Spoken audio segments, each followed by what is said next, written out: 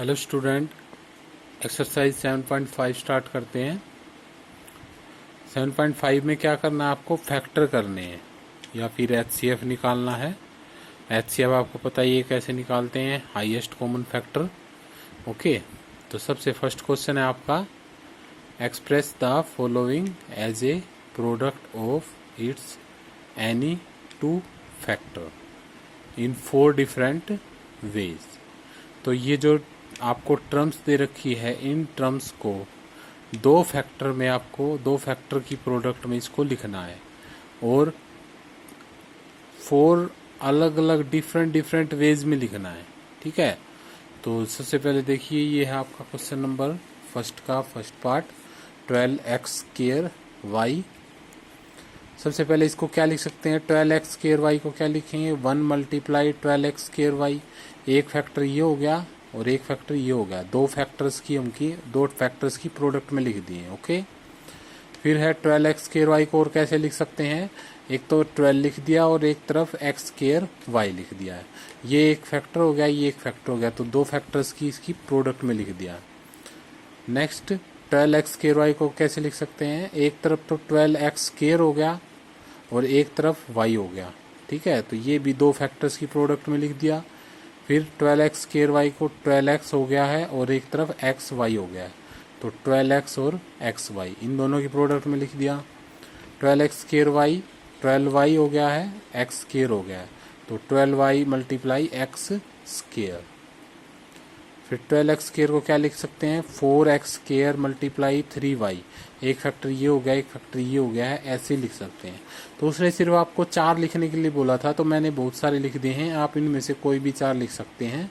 तो हमें जो मेन बात क्या थी इसके अंदर कि भाई आपको जो टर्म दे रखी है उनको फैक्टर्स में लिखना है, कितनी भी दो फैक्टर की प्रोडक्ट में लिखना है। तो ये भी हो सकता है, ये भी हो सकता है, ये सारे जो हैं दो फैक्टर की प्रोडक्ट्स हैं इसकी। ओके, तो ऐसे ही क्वेश्चन नंबर इसका सेकंड पार्ट करेंगे, 18ab स्क्वायर, ये भी बिल्कुल ऐसा ही है, और 24c स्क्वायर b, ये भी ऐसा ही है। ठीक है, नेक्स्ट है, find the HCF of the following monomials. आपको क्या निकालना है, इन मोनोमियल्स का एचसीएफ निकालना है।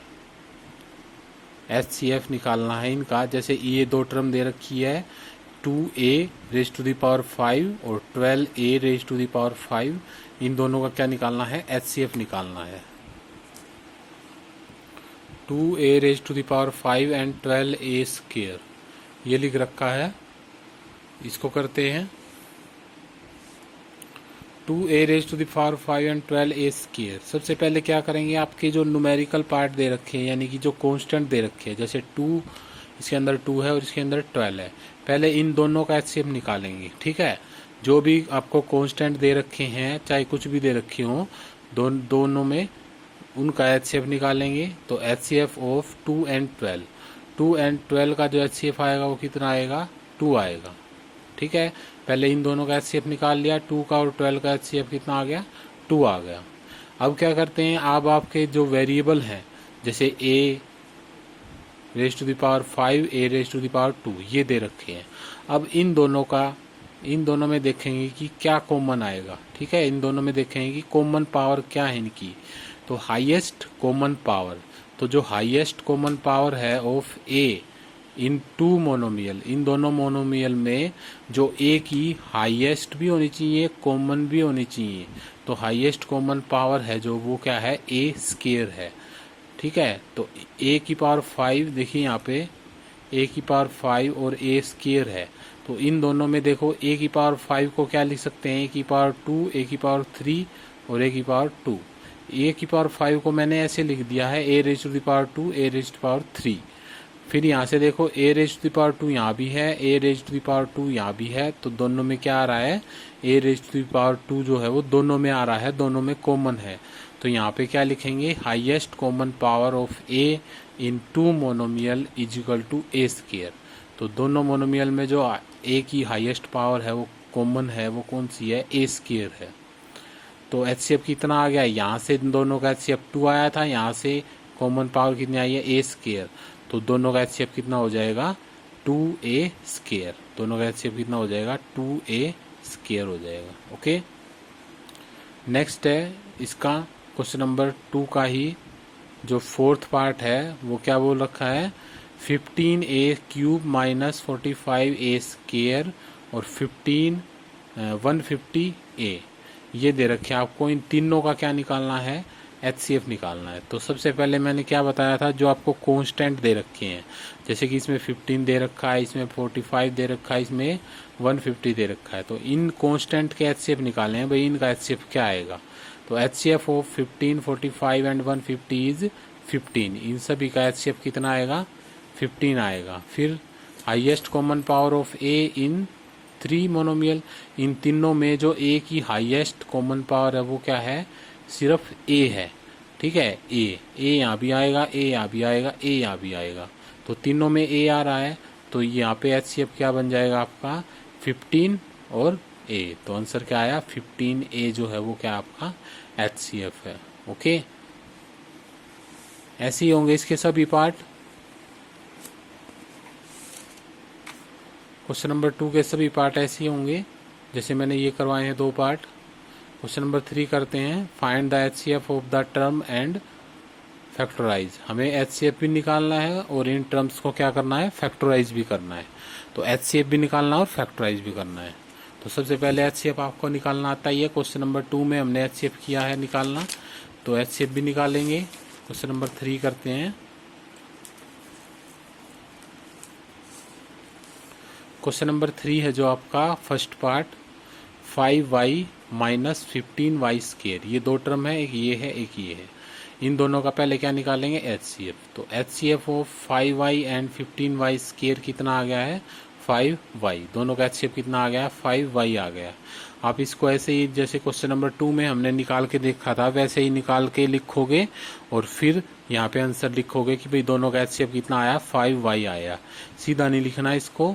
ओके, फिर क्या करना है, जैसे ये आपका क्वेश्चन था तो 5y को जो है जो भी आपका एचसीएफ आएगा उसको क्या करेंगे हम कॉमन निकालेंगे, इसमें से भी और इसमें से भी जो है हम कॉमन बाहर निकालेंगे इसमें से। तो यहाँ से 5y कॉमन आ गया तो क्या बचेगा, यहाँ पे 1 बचेगा, यहाँ माइनस था तो यहाँ भी माइनस आ गया। अब यहाँ 15y स्केयर था, इस 15y स्केयर में से 5y को मैंने बाहर निकाल दिया। ओके, तो देखो ऐसे 15y स्केयर है, इसको क्या लिख सकते हैं 3 multiply 5 multiply y multiply y, ये लिख सकते हैं। तो 3 multiply 5 multiply y multiply y, हमें क्या निकालना है 5 और y को जो है बाहर निकालना है। इन दोनों को क्या किया हमने बाहर कॉमन निकाल दिया है, तो ये बाहर चला गया तो यहाँ पे बच क्या गया, एक 3 बच गया और एक y बच गया, तो आंसर क्या बचा 3y। ओके, तो यहाँ से ये आंसर बच गया 3y। तो आपका जो फैक्टराइज हो गया है ये क्वेश्चन जो है फैक्टराइज हो गया है, तो आंसर क्या आया है 5y 1 माइनस 3y। ओके, अब क्वेश्चन नंबर 4 है इसी का, थर्ड क्वेश्चन का फोर्थ पार्ट जो है 20x cube minus 40x square plus 80x, 20x cube minus 40x square plus 80x। पहले तो हम क्या निकालेंगे, इन तीनों का एचसीएफ निकालेंगे। एचसीएफ निकालना आपको बता ही दिया क्वेश्चन नंबर 2 में। तो इन तीनों का एचसीएफ कितना आएगा 20x, तो तीनों का एचसीएफ कितना आएगा 20x। अब क्या करना है, ये जो क्वेश्चन है इसको मैंने कैसे लिख दिया, ये लिख दिया यूं का यूं, इसको तोड़ दिया है 20 एक्स क्यूब को क्या लिख दिया x मल्टीप्लाई x 3 बार लिख दिया। ऐसे ही 40 को क्या लिख दिया 2 मल्टीप्लाई 20 x मल्टीप्लाई x, ऐसे ही 80x को 4 मल्टीप्लाई 20 x इंटू एक्स। तो देखिए 20 तो सभी में आ रहा है, 20 यहाँ भी आ रहा है, 20 यहाँ भी आ रहा है, 20 यहाँ भी आ रहा है, तो 20 को कॉमन ले लिया। फिर जो है x, एक x यहाँ भी आ रहा है, एक x यहाँ भी आया और एक x यहाँ भी आ रहा है, ये आ गया। 2x इसलिए नहीं ले सकते दूसरे वाला x क्योंकि यहाँ पर सिर्फ एक ही x है, तो अगर आप 2x लोगे 2x लेना चाहते हो तो यहाँ पे एक x की कमी रह जाती है, इस वजह से सिर्फ एक x ही कॉमन लिया जाएगा। और फिर आपका जो ये है आंसर क्या बच जाएगा x square minus x square minus 2x plus 5। तो आंसर क्या आया है 20x bracket x square minus 2x plus 4। ये जो है आपका क्या है, फैक्टराइज हो गया है। ओके, सिंपल सा क्वेश्चन है।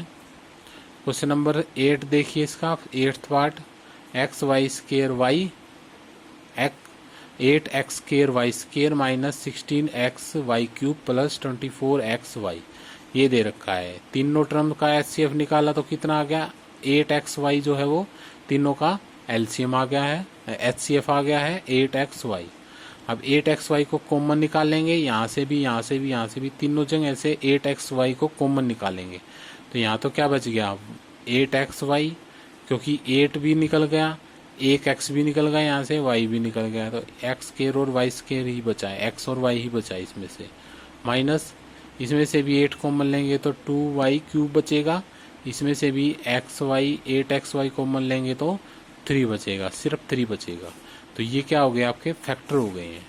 तो ये करने हैं ऐसे फैक्टर। इसमें क्या करना है, HCF निकाल के और उसी HCF को क्या ले लेंगे, कॉमन ले लेंगे बाहर, ठीक है, और यहाँ से आपका जो है फैक्टराइज हो जाएंगे ये, ठीक है।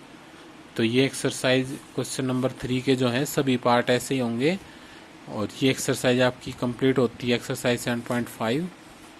ओके, तो ये एक्सरसाइज आज आपको कंप्लीट करनी है और अगर कोई भी प्रॉब्लम है तो आप मुझे बता सकते हैं, मैं आपको वो करा दूंगा क्वेश्चन। Okay, thank you.